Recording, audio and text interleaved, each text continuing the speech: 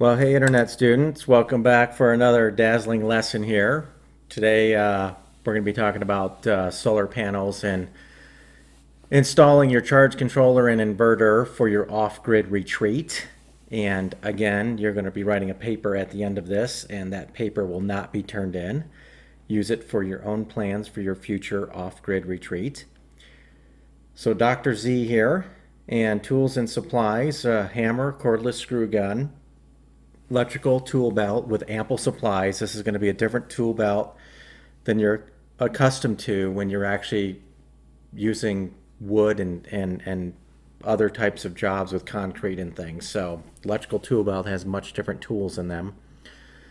A level, drill, bits, screwdriver bit set, staples, wire strippers, needle nose pliers, dikes, not what you're thinking, assorted electrical tape, 18 gauge wire, electrical outdoor, buried conduit and connectors, pickaxe for digging a trench, DC capacitors, DC panel box, charge controller, DC converter to AC, solar panels, solar panel frames, and electrical diagram from the manufacturer.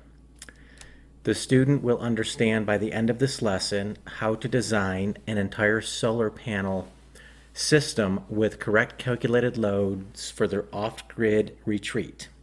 Make sure you perform your own due diligence in completing your electrical load utilization worksheet. The assignment is to create your own off-grid solar system configuration on paper. Whether or not you do this physically yourself is up to you. But full disclaimer here, I am an electrical engineer with a bachelor's degree in electrical engineering. And I was able to wire up my entire home, schematic and calculate the loads, and also install the solar panels and charge controller and inverter.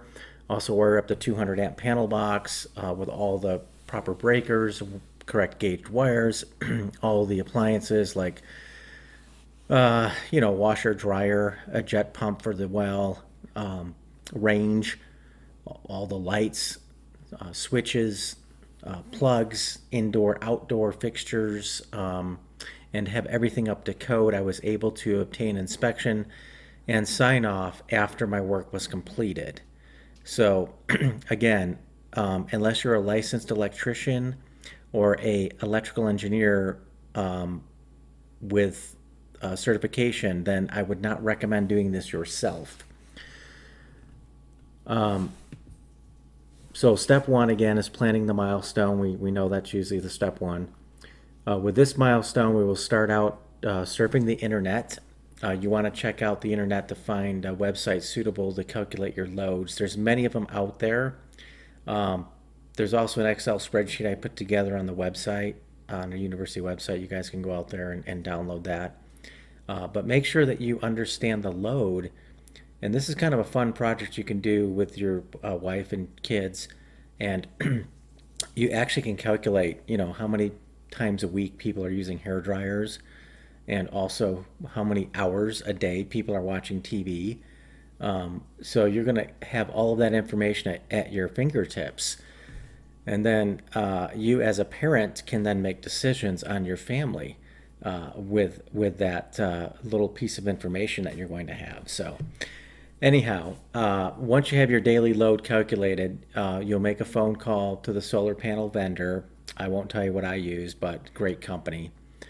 And I don't ever purchase anything from the state of California. I have zero tolerance for Californians and the state of California and the liberal Marxists that run the state of California.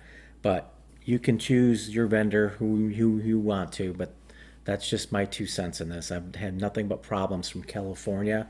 The companies, the policies, the laws out there, and then this Prop 65 where they've got to put on every single tool that you buy at the home and garden store, and every single aerosol can or foam can or cement, basically says that the contents in that box can cause cancer according to the state of California. Well, living causes cancer. I hate to tell California, but I'm so sick and tired of seeing California's plug in everything that I buy and purchase, I'm now writing demand letters to the state legislator, and they're going to remove that law because I've had enough nonsense from California. Anyways, back to electrical engineering here. Once you have your daily load calculated, make sure you got a nice vendor lined up. There are many questions to be answered in that phone call, and you're allowed to answer anything or ask anything that you want, and they will answer everything that you have asked them. So make sure you have a nice long list. And then also cover the panel box for your house. I mean, years ago, a 100 amp panel would be great back in the 1950s, but today with all the electronics and the loads and everything, 200 amps is usually the standard, and that's what I put in mind. But I'm sure 50 years from now, it may be a 400 amp panel. In addition, there will be also recommended batteries for you. These are not batteries that you put in your wife's vibrator. These are batteries that you would put in your house for solar panels. They're much larger. They weigh about 123 pounds. I know that because 123. There are two major types of batteries on the market. The first is maintenance free, which costs twice as much as the other batteries. However, if you plan to leave your off-grid retreat for over 6 months, let's say for the winter, you will have to maintain your batteries over that period if you don't buy maintenance free. So come up with the money and make sure you allocate that for your off-grid plan. If you plan on living year-round, then you might want to save half the money and maintain your batteries every 2 to 3 months, which basically is topping off distilled water for the acid inside the batteries and then doing some other calculations that are needed.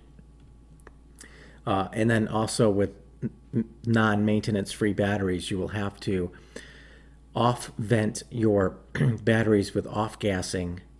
There has to be a vent in your battery box. If it's in your house, in your basement, whatever, you have to off-gas that. There's one last type of battery, and it's made of lithium. This is a third type. If you have the money to burn, then by all means go with lithium.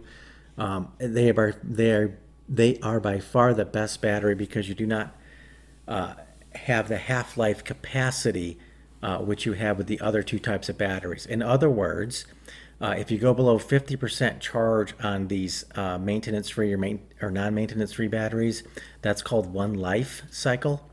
You only have certain number of life cycles per battery before you have to buy new ones.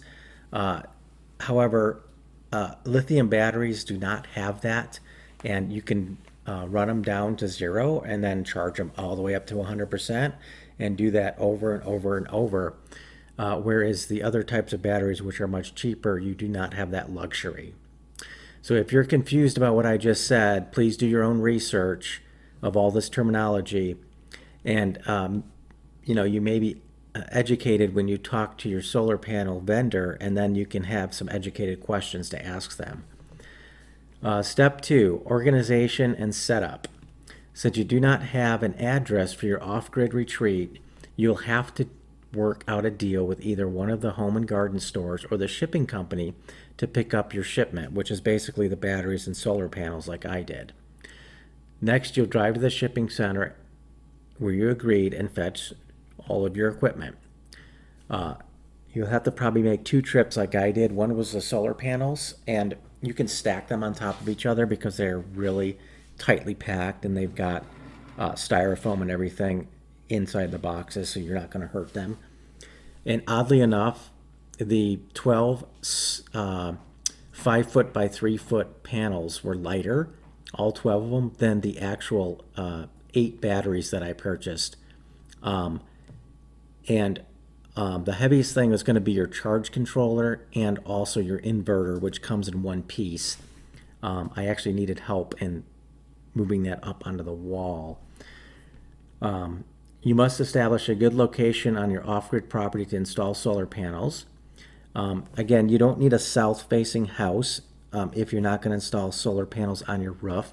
I did not install solar panels on the roof only because of the snow load up where I live and the number of folks that have to get up on the roof in the wintertime. with a broom and an ice pick and clean off those solar panels so they have electricity. Mine are all freestanding on the ground, and I can just stand up and do my maintenance on the ground with snow shovel and boots and hat and glove and scarf. Only thing is I needed to put a wire fence around the front because we have a lot of antelope, deer, moose, elk, and they like to rub their horns on things. So I just want to make sure you guys understand that if they go down, make sure you protect them with wire mesh, like chicken wire would work out just perfect.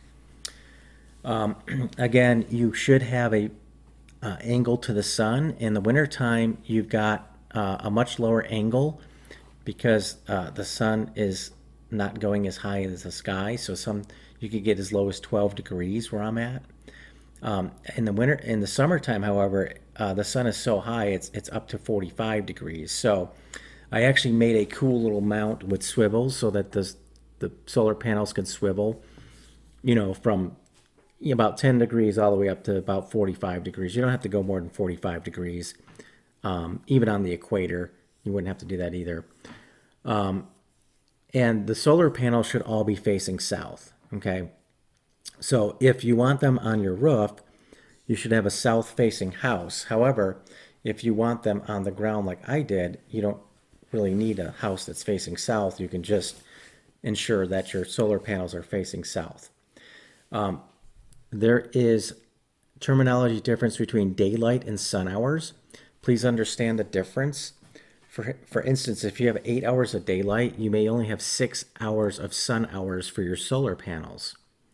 And I'll let you look that up to figure out what that is. So step 3, installing the frames. Either purchase the frames which come with the solar panels, or you can build your own to save money. I built my own and saved money, and I built them out of wood because I wanted insulation on the solar panels. And then this was an added safety measure in case there was a lightning strike against the metal poles. Those panels are 100% insulated from that strike. There was, they will send out metallic, framing for the solar, but again, they're cut exact. They got the screw holes in the right spot, so you can't go wrong by doing that. However, you got to make sure they're grounded properly as well. And I did ground all the solar panels as well. So step 4 is install the metal frames to the ground. And this will take some calculating and some thinking. You've got to get the stuff right. You will build your wooden frames around the solar panel, and then metallic frames to hold the bottom portion of the solar panels. Be sure that the top run and the bottom runs are both facing south. Again, make sure that they're facing south. In addition, your bottom run should be movable so that it can slide up and down, 45 degrees to 12 to 10 degrees, whatever. Depending on where you live, you need to make those calculations yourself.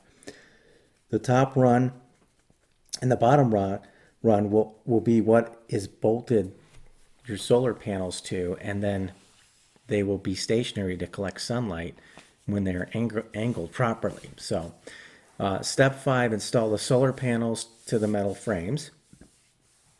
So we just installed the frame to the metallic poles, which are in the ground. Now we're going to install the solar panels to the wooden frames, which are on metallic clips. So be very careful to walk over each solar panel as they're extremely heavy. And I actually used my pickup truck. I put 2 or 3 on the back at a time, making sure I didn't drive over any bumps and didn't go more than 5 miles an hour. And they are pretty heavy, by the way. You will already have the hardware on the back of the frame to hook it to in the place of each rail. Hook up the top one first, then hook up the bottom one second. Bolt down all 4 corners of the solar panel. Now repeat the steps for all 12 solar panels. You will then run grounding wire between all 12 solar panels and then wire it back to your DC breaker box, which we will install next. Now, a quick tip here for you folks is If you're going to utilize grounding wire, you could get away with 6 gauge would be fine. 8 gauge as well. That those 2 gauges will also be adequate for a lightning strike if one should happen to hit. You don't need grounding rods because your DC breaker is bolted at your solar panel site. And then that is run into your home, which then is grounded to your main panel box, which then is grounded to your grounding rods. And this is all up to code, by the way. But be sure if it's windy, in areas where I'm at in the Northern Rockies, wind can get up to 50 to 70 miles an hour for over 4 hours straight. So I had to put OSB plywood on the back side of the poles that hold up the solar panels because I don't want the wind coming in the backside and ripping these panels out. So make sure you understand wind, your snow, and also sunlight are going to be 3 calculations that you're going to need to install these properly. Step 6, install the DC breaker panel. This will require you to dig a trench from your DC solar panel to the part of the home where the wire will enter it. Will be an electrical trench up to code. Make sure you check the depth where you live, which will be inspected by the inspector. So make sure that it is up to code. You will use Schedule 40 PVC and use PVC cement to glue it all into place. Be sure to cut out a portion of the OSB plywood and bolt it to your post. This will be for your DC breaker box, and also you can bolt in your Schedule 40 PVC pipe that comes up out of the ground, which is all legal and up to code as long as it's secure, by the way, from ground to DC panel box. Once the PVC is run and wire is through it, you will now hook up the DC breaker box outside. You will have 4 breakers for 12 solar panels. So do the math. You're going to get 3 solar panels per 1 breaker. Consult your manufacturing guide because this is self-explanatory, and I was able to hook up just by reading 1-page sheet that they sent out. It was pretty in-depth. It was really good. Ensure that the DC capacitors are screwed into the DC panel box. These are your surge protectors in case it is hit by lightning. Make sure that the panel box is grounded and the wire is run through to your basement ground and hooked up properly. Tip: do not wire up the solar panels until the DC breakers are installed in the outside panel box. This is due to the solar panels registering voltage immediately when wired up. In other words, you'll receive a good sized DC shock if you wire these panels up and they are in the sunlight. Please wire the connectors to the solar panel to the box first. Then you can touch the wires and there is no sunlight flowing through them until hooked to the solar panels. Does that make sense? So those solar panels are live once they're in sunlight. So I want you folks to understand that.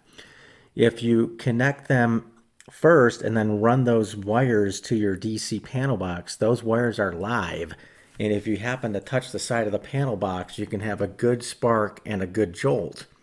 So what I'm saying is hook up the wires to your breakers first and then run the breaker wires out to your panels and then hook those up last. Then everything is live and everything is safe at the same time. Step 7, wiring the charge controller inside your house. By this time, you should have already have installed an OSB sheet of plywood onto the basement wall. See the diagram I have. And have bolted on your charge controller underneath your DC and to AC inverter. Run your wire from your DC breaker box outside into your charge controller.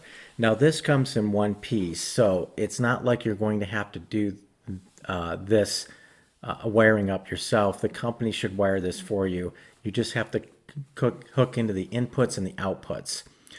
This is the most complicated step of the entire process of wiring up solar panels. please consult your owner's manual from the solar manufacturing company. If you need to make a phone call to them, please do so. You've got to get this correct because you can burn out the entire charge controller, which cost you thousands of dollars, and it would cost even more to replace it because you would have to replace the whole panel box as well. The DC to AC inverter should already be wired from the manufacturer. However, you do have to hook up some wires to the circuit breaker to actually turn it on. Once again, please consult the owner manuals to perform this step. So again, if you're not an electrical engineer or you're not a licensed electrician, folks, you're not going to be doing this, okay, students? This was the most complicated aspect. It's not just about, hooking up two wires and flipping a switch. You're actually coming in with DC voltage, 110 volts on each one of those wires coming in from your breakers. And then on top of that, you have to understand what kind of ground that you have hooked up, and there's a way to wire that. And then lastly is once you have the charge controller hooked up, the AC inverter has output leads which go into your panel box, your 200 amp panel box, which has to be wired up correctly and grounded and neutral. And then I haven't even talked about the batteries. The batteries is a separate wire up that you're going to have to do on top of all of that, which goes into your charge controller itself. So in other words, if there's no DC voltage at night, the batteries will kick on and be your voltage for your home, and all that has to be wired correctly. So I think you're understanding the magnitude of this. I think this is a great lesson to understand overall concepts and allow you to ask the right questions to your electrician and also your solar company. But it's not the lesson for you to do unless you are a licensed electrician or electrical engineer. Step 8, wiring up the panel box. This is the panel box I talked about that takes AC electricity. If you didn't have solar panels, this would be wired to the city electric company. This is not the DC panel box you wired up outside. All of this is going to be done inside. Now take your 18 gauge wire and wire it from your inverter all the way over to your household panel box, which is my case, 200 amp panel box. This is the same panel box that you tested with your generator a few weeks ago to understand that all the circuits are working correctly in your home. Please test everything with your AC and DC voltmeter. Now be sure that you have the right grounding in ohms as well. That's another thing, you have to check ohms and make sure you have enough resistance that goes to ground. Go outside and throw the main switch for the DC breaker. Go inside and throw the AC inverter breaker. You should now be able to set your batteries are now over 50% charged. You should also be reading 110 volts of AC power going into your panel box. If you do not see this, please stop and call the manufacturer immediately and shut everything down. All your breakers are off. Now take your voltmeter and test the panel box. It has 110 volts coming across both of the phase lags. Remember that a house is a two-phase electrical configuration, where in industry, like your corporation you work at, is three-phase. And three-phase is 120 degrees out of phase, which completes a 360-degree circle, which is your sinusoidal waves.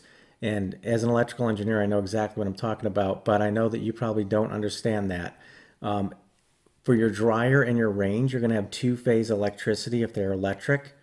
You have to make sure that they are 120 degrees out of phase and they are not in the same phase. Otherwise, you will not have 220 volts in the house. You'll just have two separate 110 volt lags.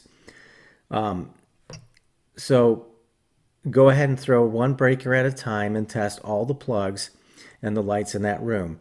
You can leave the breaker on if it tests successful. Do that for all the breakers in the main panel. If you run into any trouble, please shut down the entire electrical system and call an electrician. Well, that's it. You've completed your solar panel installation, and now you're ready to have electricity in your home from now until the end of the world. See you in the apocalypse. Well, in the next lesson. In closing, be sure to click the thumbs up button below, students, this video, and subscribe to our channel by clicking this subscribe button. I don't know how all this works, but on the internet, somehow that gives us money. Even if it's $2 or $3, every little bit helps. And also, if you feel led to drop us a $5 or $10 tax deductible donation, do that on the university website, www.university1310.org. And by all means, be safe and come back to the next lesson all with all your fingers and toes and all your hair, and wishing your project well, and Godspeed.